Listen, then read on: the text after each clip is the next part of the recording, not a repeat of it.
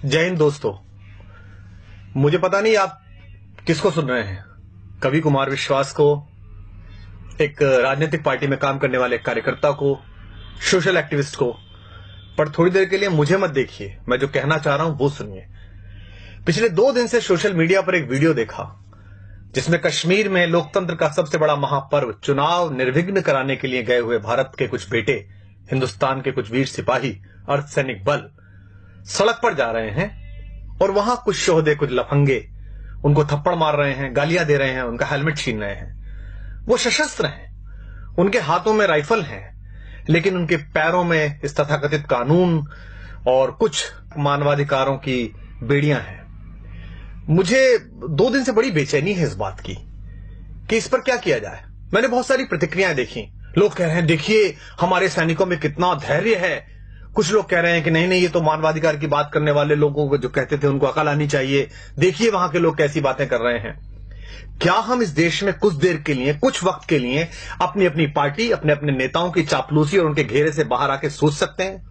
क्या हम ये सवाल कर सकते हैं कि एक राज्य में, केंद्र में एक जैसी सरकार होने के बाद, सारी शक्ति होने के बाद भी हिंदुस्तान के किसी बेटे पर एक लफंगा हाथ कैसे उठा देता है?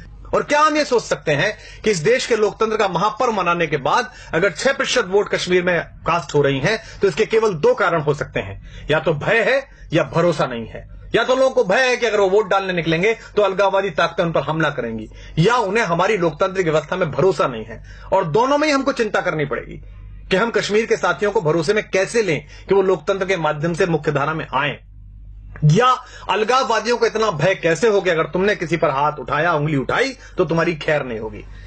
लेकिन हमें कहां चिंता है, हम अपने अपने रहनुमाओं के पीछे फिदा हैं।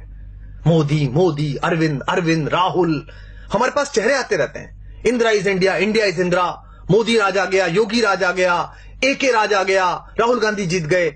हमें पता ही नहीं है कि कुछ वक्त का काम है। मोदी हो, राहुल हो, अरविंद हो, योगी हो, कोई भी है, 5 साल, 10 साल, 25 साल, देश 5000 साल का है और मेरे और आपके जाने के बाद हजारों वर्ष रहेगा।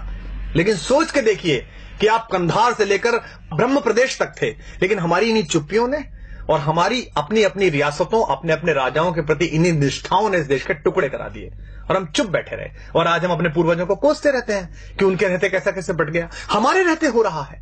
दुष्यंत का एक शेर है, रहनुमाओं की अदाओं पे फिदा है दुनिया, इस बहकती हुई दुनिया को संभालो यारो।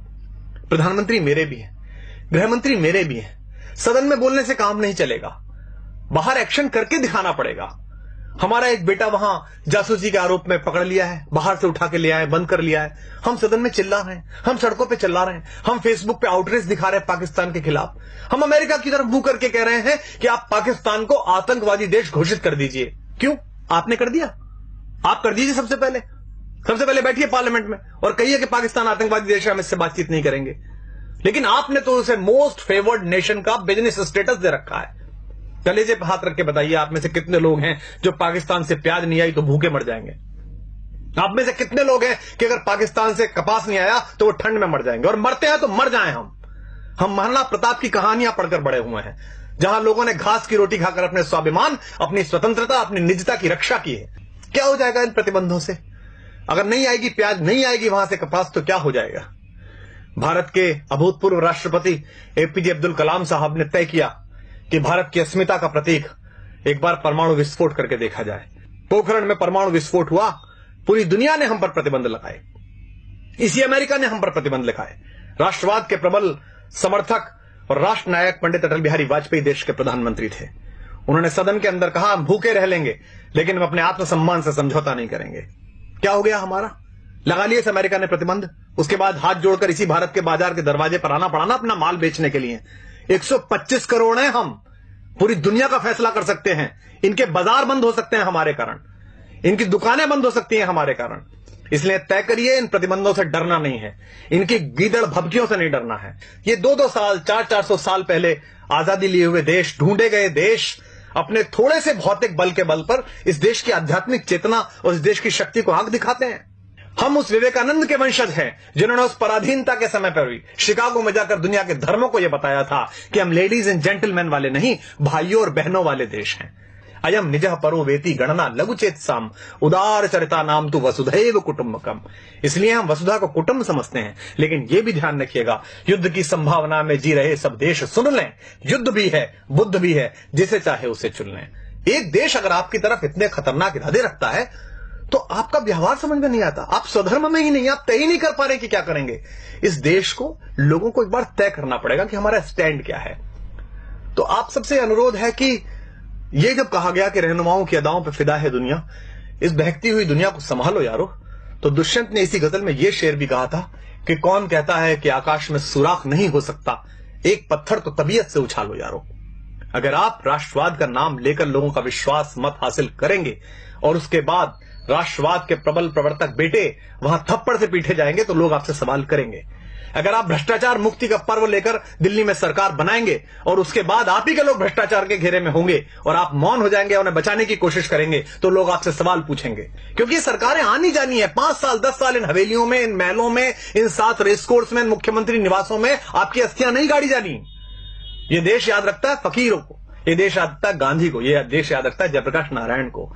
इसलिए आप सबसे अनुरोध है कि अपने अपने कोटरों से बाहर निकलिए, अपने अपने ब्रैकेट से बाहर निकलिए।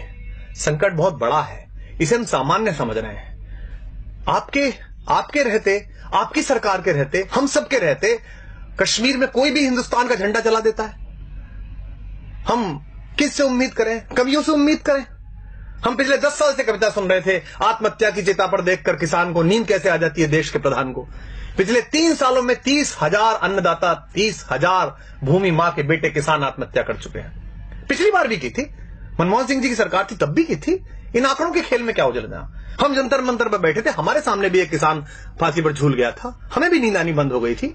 लेकिन क्या इस पर कोई करेक्टिव मेजर्स उठा सकता है? देश के बड़े बड़े सेठों के 50-50 हजार करोड़, 60-60 हजार करोड़ रुपए के कर्जे माफ कर दिए जाते हैं। कोई भी आदमी हिंदुस्तान का 20,000 करोड़ रुपए लेकर लंदन भाग जाता है पार्लियामेंट का मेंबर होते हुए, और हम चुप बैठे रहते हैं। और किसान अपने मृतक किसानों के नरमुंड लेकर जनता मंत्र पर बैठे रहते हैं और हम कहते हैं कि इस पर नहीं बोलेंगे चूंकि हमारे दल की अभी सरकार है। सरकारें किसी दल की नहीं होती, सरकारें देश की होती हैं। प्रधानमंत्री, मुख्यमंत्री, रक्षा मंत्री, गृह मंत्री ये किसी सरकार के हिस्से हैं, लेकिन ये देश के लोग हैं, ये किसी पार्टी का हिस्सा नहीं है। इसलिए दिल्ली के राज सिंहासन पर कोई भी बैठे, 5 वर्ष बैठे, 10 वर्ष बैठे, ईश्वर करे 20 वर्ष बैठे, जब तक ईश्वर उसे पास बुलाए तब तक वो वहां बैठे। लेकिन आम नागरिक होने के नाते इस पर सवाल उठाना शुरू करिए, अपनी अपनी राजनीतिक कैंचुलियों से बाहर निकलिए। अन्यथा इकबाल ने एक शेर कहा था, हमने उसे गंभीरता से नहीं लिया और आज हम भारत, पाकिस्तान, बांग्लादेश के 3 टुकड़े देखते हैं। इकबाल ने जब यह शेर कहा था तब बर्मा से लेकर कंधार तक सिर्फ हम थे, हिंदोस्तां थे, सिंध नदी के आर पार पूरा भारत था। इकबाल ने कहा था, वतन की फिक्र कर नादां, मुसीबत आने वाली है, तेरी बर्बादियों के मशवरे हैं आसमानों में, न संभलोगे तो मिट जाओगे हिंदोस्तां वालों, तुम्हारी दास्तां तक भी न होगी दास्तानों में। पिछली सरकार पाकिस्तान से बात करती थी तो हम सब लोग और विपक्ष के लोग कहते थे कि देखिए कैसी सरकार है, पाकिस्तान हमले कर रहा है, हम उससे बातचीत कर रहे हैं। बातचीत होनी चाहिए, लोकतंत्र में महत्व यही है कि आप बातचीत करते रहें। लेकिन अब कोई भी अचानक पाकिस्तान चला जाता है, लाशें आती रहती हैं, पठानकोट पे हमला होता है। जिस आईएसआई को हम 40 साल कहते रहे कि हमारे देश में अस्थिरता फैला रही है, आतंक फैला रही है, उस आईएसआई की टीम बुलाकर और हमारे सैनिकों की अगवानी में सिंहों की पेशी करवा दी कुत्तों के दरबारों में। वो पठानकोट में ढूंढने के लिए गए कि हत्याएं ठीक से हो गई कि नहीं हो गई, और उसके बाद उन्होंने जाकर कह दिया रावलपिंडी में कि वो आप ही ने खुद ने कर लिया होगा। हमारा स्टैंड क्या है? हम कहना क्या चाहते दुनिया से? ये देश के सारे कारपोरेट मिलकर एक कॉर्पस फंड नहीं बना सकते जिसमें एक फेंसिंग हो जाए, जिसमें हम उनसे संबंध नहीं रखें? क्या अगले 10 साल 20 साल हम ये भूल सकते हैं कि हमारे आसपास कोई पाकिस्तान नाम का राष्ट्र भी है? हम कभी क्रिकेट खेलते हैं, कभी नहीं खेलते हैं, कभी गुलाम अली को सुनते हैं, कभी नहीं सुनते हैं। उधर से गजल आ जाती है तो हमारी राष्ट्रीयता प्रभावित हो जाती है। धर्मशाला में क्रिकेट खेलनी है उनके साथ और इससे पैसा मिलेगा बीसीसीआई को, इससे कुछ स्टेटों के धंधे चलेंगे, कुछ लोगों के चेहरे चमकेंगे, तो हम कहते हैं नहीं, खेल तो होता रहना चाहिए, ऐसे संबंध क्यों खत्म करें? तय करिए कि देश है कि धर्मशाला है, कोई भी कहीं से घुसेगा या नहीं घुसेगा। सरहद पार भारत के जाबाज सैनिक एक ऑपरेशन करके आते हैं, सर्जिकल स्ट्राइक, पूरे देश का सिर गर्व से तन जाता है। कुछ लोग उसमें भी राजनीति करना चाहते हैं, कुछ लोग पोस्टर लगाकर उसका श्रेय लेना चाहते हैं, कुछ लोग सरकार से वो श्रेय छीनना चाहते हैं। दोनों ही गलत है। उन सैनिकों को सलाम जिन्होंने बहादुरी के साथ भारत माता का मान ऊंचा किया और घर में घुस के उन आतंकवादियों को मारा। लेकिन उसी सेना का एक सिपाही हमसे शिकायत करता है देश से कि भाई आपके नेता आपके अफसरों की मिली भगत से मेरी दाल वो खा गए, मुझे हल्दी का पानी पीना पड़ रहा है, तो हम चुप हो जाते हैं। हमको लगता है नहीं अब चुप रहो, सरकार तो अपनी है। वो सिपाही किसका है, सरकार का कि भारत का? वो सिपाही भारतीय जनता पार्टी, आम आदमी पार्टी या कांग्रेस का नहीं है, वो हिंदुस्तान का सिपाही है। अगर आपने उसके हक में बोलना बंद कर दिया तो हिंदुस्तान की माएं अपने बेटों को सजा के सरहद पे भेजना बंद कर देंगी। आप नहीं जाते लड़ने, सैनिक जाता है। इस उंगली में एक पिन घुसा कर देखिए, उससे पता चलता है कितना दर्द होता है। वो सीने पर गोली खाने के लिए तैयार रहता है आपकी दृढ़ता के बल पर। एक सिपाही कहता है कि मुझसे काम कराए जा रहे हैं घरेलू, मेरे प्रति अत्याचार किया जाता है, तो वो गायब हो जाता है, मृत मिलता है और हम बोलते नहीं है इस पर। मुझे भी याद है, मैं बहुत छोटा था, डॉक्टर मुरली मनोहर जोशी देश के एक बहुत बड़े राष्ट्रवादी नेता, भारत के मानव संसाधन विकास मंत्री बने बाद में, एक प्रखर वक्ता, एक बड़े पढ़े लिखे व्यक्ति, वो लाल चौक पर तिरंगा फहराने के लिए गए थे। जो आज देश के प्रधानमंत्री नरेंद्र भाई मोदी, वो उस यात्रा के संयोजक थे। हम बड़े खुश थे।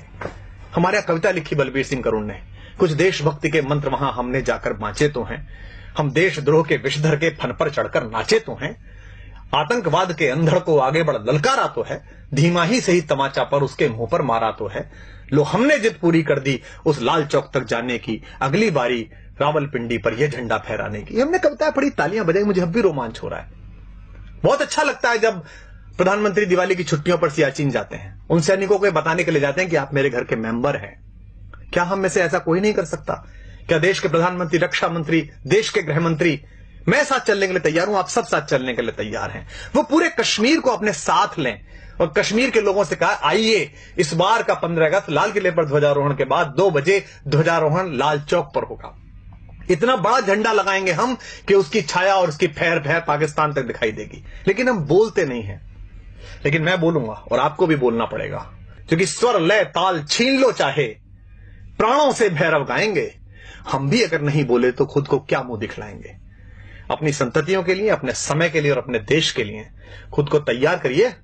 अन्यथा ध्यान रखिएगा, जो देश, जो समाज अपने वर्तमान की समीक्षा नहीं करता, उसे इतिहास तो आदर देता ही नहीं है, भविष्य भी उसके लिए रास्ता देने से इंकार कर देता है। तो आप सबसे अनुरोध है, ये कष्ट साझा है, मेरा भी है, आपका भी है, क्योंकि न तेरा है न मेरा है, ये हिंदुस्तान सबका है। नहीं समझी गई ये बात तो नुकसान सबका है। मुझे आशा है कि युग के इस छोटे से चारण की, युग के इस छोटे से चंद्रबरदाई की आवाज इन नवीन पृथ्वीराजों के कान तक पहुंचेगी, इन चंद्रगुप्तों के कान तक पहुंचेगी, चाहे वो दिल्ली के छोटे सिंहासन पर हो या दिल्ली के बड़े सिंहासन पर हो। और आशा है कि अपने सामान्य से नागरिक, एक सामान्य से कवि, एक सामान्य से कार्यकर्ता की बात सुनकर वो इस देश के बारे में गंभीरता से वही सोचेंगे जो ये देश सोचता है। अगर आपको ये बात ठीक लगी हो तो इसे दूसरों तक पहुंचाइए। इस आवाज को इतनी बड़ी बनाइए कि इस देश की सरकारों को, इस देश में पॉलिसी तय करने वालों को, इस देश की गति नियति की दिशाएं तय करने वाले उन सब लोगों के कानों तक, उनकी आंखों तक ये आवाज पहुंच सके। जय हिंद, जय भारत, वंदे मातरम।